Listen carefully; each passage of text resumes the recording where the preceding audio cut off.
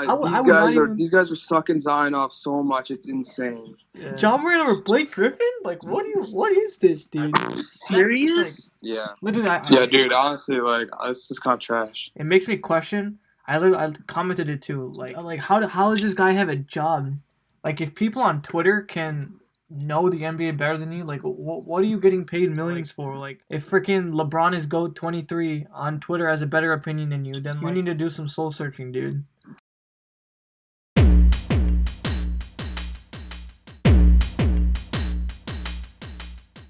I don't know if you guys saw. We'll put the triangle up on the video. But the clown on Fox, Nick Wright, the bronzesexual, he posted this triangle of his favorite. No, not his favorite. The best players in the. But like, I don't know what this is like. What it doesn't make sense because like, how is Clay up there if it's the 2019-2020 season? I don't know. You know, like, you can't even figure out that doesn't make sense. And then I don't know. Dude, I want to hear what you guys think, and then I'll form an There's argument. some like I agree with you. When you first look at it, you're like, okay, maybe this isn't that bad. But there's just some picks that are just like, literally. Yeah, dude. Honestly, like, this is kind of trash. Like, John Morant over Jaylen Brown. John Moran over Blake Griffin? Like, what is this, dude? That pissed me off. As a Pistons fan, that did piss me off. I mean, did Blake Griffin even do well this season? He didn't even play. Okay, first of all, he was injured this season. Dude. But I think he's just talking about, like, up until the season. Who has been, like, the... Dude, you know what really pisses me off about this, bro? What? How many games has Zion played this year? Like 20? This guy's above Siakam? I know, he's above it's crazy. Trae Young? I know, it's crazy. Dude, Cat? these guys are sucking Zion off so much, it's insane. Yeah. And like he has played like 20 games. Everyone thought, oh, it's Zion, he's gonna make the playoffs, him versus LeBron first round. Well, he didn't even get close to making the playoffs. Well, I don't blame him for that. Yeah, I don't blame him, but Gentry, like, that's why he got even fired. even when he was playing, like, how has he like had a bigger impact than like Siakam or someone like that? Like, that doesn't make any sense. That just doesn't make any sense. I think he's putting Zion on the same level as Siakam, which to me still doesn't make sense. But my biggest problem is like, you put Zion with Beal. You put Zion. I know. Under Beal. It's Beal just so crazy this season. It's just so inconsistent. Like Trisha, you brought up a good point. Like, he's including people who've barely played the season, but it's so obvious that he has a bunch of This season, I would take Beal over Kyrie. Yeah, 100%. But at the same time, so he has this like, and on one side you're thinking maybe he's critiquing players up until like the current season, but not just this season maybe, because then that wouldn't make Clay has not played a minute this entire season. So that leads me to believe that he has to be judging these players on their careers up until this season, which also makes no sense because it's so obvious that there's so much recency bias in this thing based on the playoffs. He put Jamal Murray above Siakam, above Trae Young, above Bradley Beal, on the same level as Kyrie Irving, the dude who hit the shot, maybe the most clutch shot of all time. Jamal Murray, just because he had a great playoff series, but it was one playoff series. Like, it doesn't make any sense. Yeah, we saw how he played Game 1 against the Clippers too. Like, we don't know if he can continue it or not. Yeah, I mean, if you just like, it doesn't make sense. Like, I don't know what it's so inconsistent that like, it's so bad. I mean, if you're gonna judge someone, like based on their form, based on recency, then you can't have Clay or Blake Griffin in your freaking pyramid. That doesn't. Yeah, make or like sense. KD or Steph's there too. Yeah, or KD. Yeah, KD has not played a minute in this season. Steph exactly. He's not even played one game in that uniform. I know, and then at the same time, he has Donovan Mitchell above Bradley Beal and Karl Anthony Towns and Siakam. That just makes no sense. That makes no sense. I mean, especially if you consider like what these players have done in their careers. There's no reason why the NBA champion Siakam and even Kyle Lowry should be below someone like Jamal Murray, who's had one good playoff series. Like, It's sad. Or I like, don't think Andre Drummond should even be on that triangle. Like, well, I mean, if you, I don't, Yeah, I would take Gilgeous-Alexander over Drummond. I would too for sure. You know, no, you know what pisses me off about that last row again is having T.J. Warren. Like this dude has done nothing. He's done nothing through the regular season, but because he had that stretch of like 8 games where he was really good. Even in the playoffs, like he wasn't like that same bubble player. He was totally mediocre in the playoffs. I mean, it was the same as the regular season. Yeah, it's just kind of sad. This is a terrible list in my opinion. Okay, but I feel like we can critique the bottom all day. Let's focus on like the top 10. So like those first 4 rows. Let's focus on those. Amog, you're a big Steph fan. Do you agree that Steph? Oh is yeah, bro. third tier? Okay, I have no idea how Harden's over Steph. Congrats. He averages like 35 points in the regular season. That's great and all. But guess what? He always loses to the Warriors. And like Rockets fans can make excuses. But last year, Steph took him down game 6 and 7. Dude, Harden should not be above Steph. It makes 0 sense. But you can also say, do you think Steph has more help though?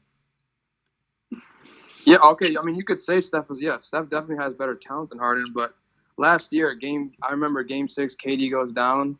I saw Harden's face. I saw that smile on his face. He thought he had it.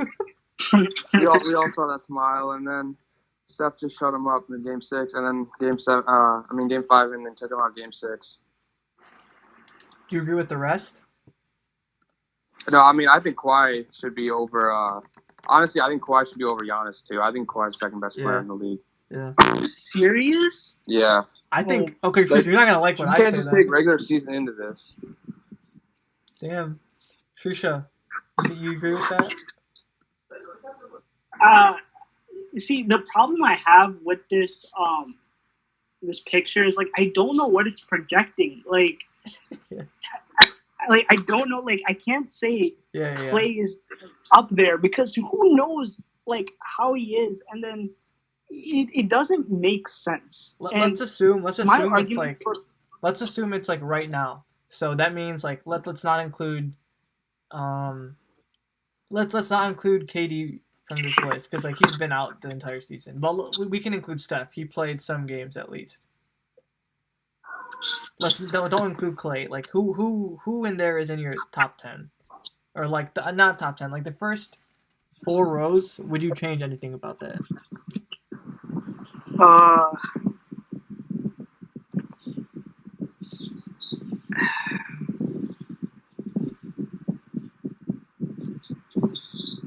I don't know if I would exactly like take anyone out of it, but if you're just talking regular season, like Harden does put up the points.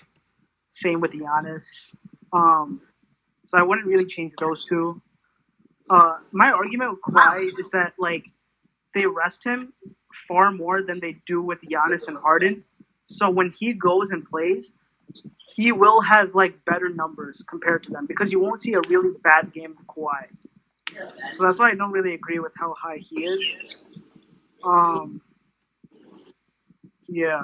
I mean, I mean, is this like Kawhi gets arrested, but in the playoffs he hasn't been arrested. You know what I mean? Like Kawhi's one of those players.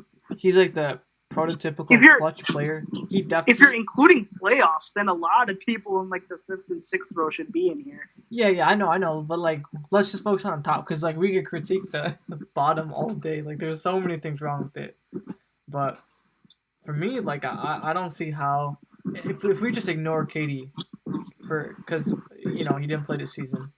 To me, like. I mean, I guess it's hard to represent on a triangle where like one player has to be at the top.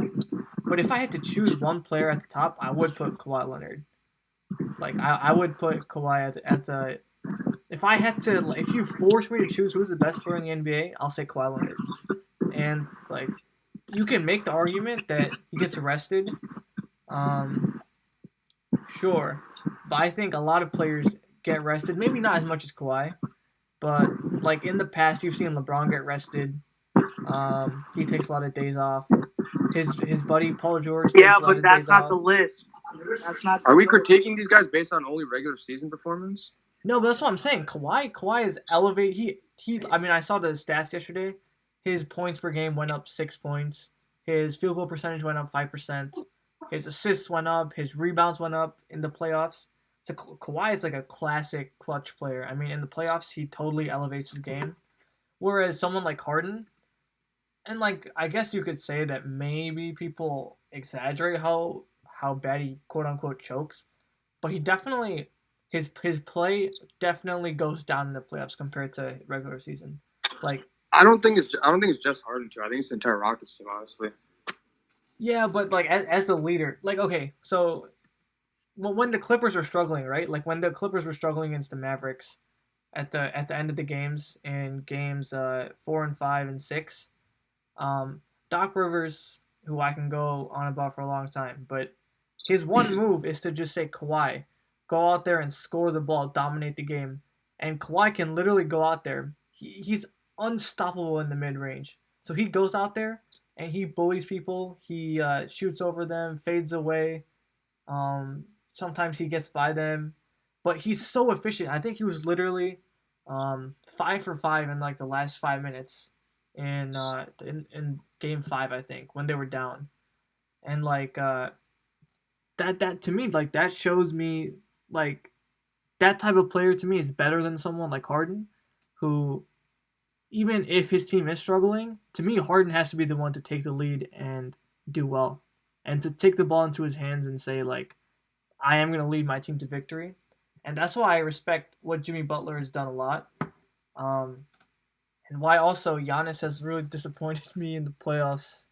Because like as a player, even if your team is struggling, if you really want to be one of the best players in the NBA, that's what you have to do, in my opinion.